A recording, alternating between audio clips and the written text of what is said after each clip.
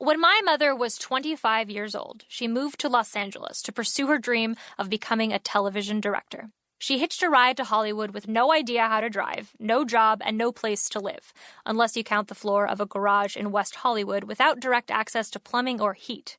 She was ultimately successful, even nominated for a directing Emmy, but in the early days she had no money and wrote porn scripts to pay the rent. When asked about that time in her life, she always remembers it proudly. Oh, honey, it was fabulous. So I wrote a few pornos. You do what you have to do, and it was fun. Incidentally, if anyone listening to this is in possession of a late 70s skin flick called The Bionic Tool, please email me at crazydewishmom@gmail.com.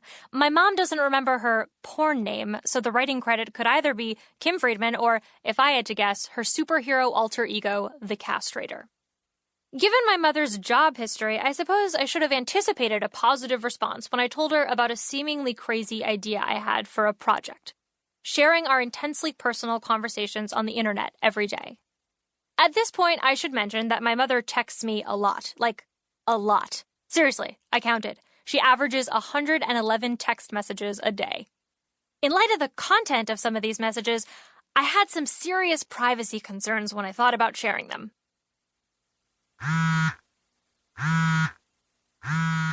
Oh my God, did you have sex last night? So inappropriate. Go away. Kate, I just read that rubbers made in China may have holes in them. You need more sperm blockage.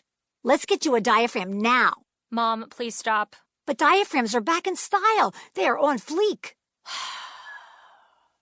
Her reaction to my idea was, try it. I mean, I'd prefer you make an app and become a billionaire Mark Zuckerberg with ovaries. But are you kidding me? I mean, what are you afraid of? Try something. You're not getting any younger. With my mother's encouragement, I began posting screenshots of our conversations on Instagram. Good morning, Spawn. Kegel alert, kegel alert, kegel alert, kegel alert. Mother, you have to stop doing this. It's not funny. Kate, this isn't a joke. If you don't vaginicize every day, your lady bits will explode when you have a baby. Do you want that to happen? Do your Kegels. Seriously. I immediately regretted the decision. Oh dear God, what have I done? How am I ever going to be taken seriously after people know that my mom texts me daily Kegel reminders and has a lot to say about dildos and my vagina in general? Sharing my personal life so publicly was a major adjustment, and for the first few weeks, I wanted to hide in my apartment. Was my boss's boss just staring at me because of last night's vagina post? Probably not, as he didn't know my name. Was my dry cleaner smirking about the soy sauce stain on my blazer, or because he read this afternoon's conversation about waxing my boyfriend's pubic hair? After a few months of getting accustomed to the fact that a wealth of information about my vaginal canal was publicly available, I just leaned into all the oversharing. Hey, if my dental hygienist is already well-versed in my mother's anal bead curiosity, why not strangers in Iowa? So, when an editor named Morgan Shanahan reached out about writing an article on Crazy Jewish Mom for BuzzFeed, I thought, why the hell not? That weekend, my boyfriend and I were visiting my parents' house, and we went to lunch at a little hole-in-the-wall Vietnamese restaurant that my dad and I love.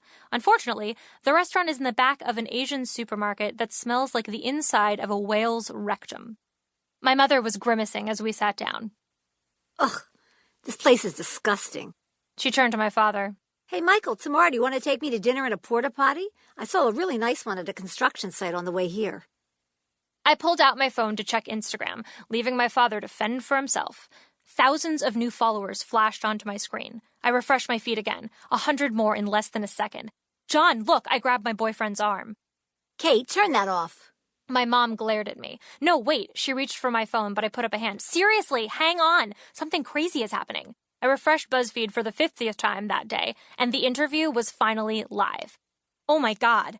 Thousands of new followers were pouring in, and my heart started fluttering. Oh my God, I have to throw up.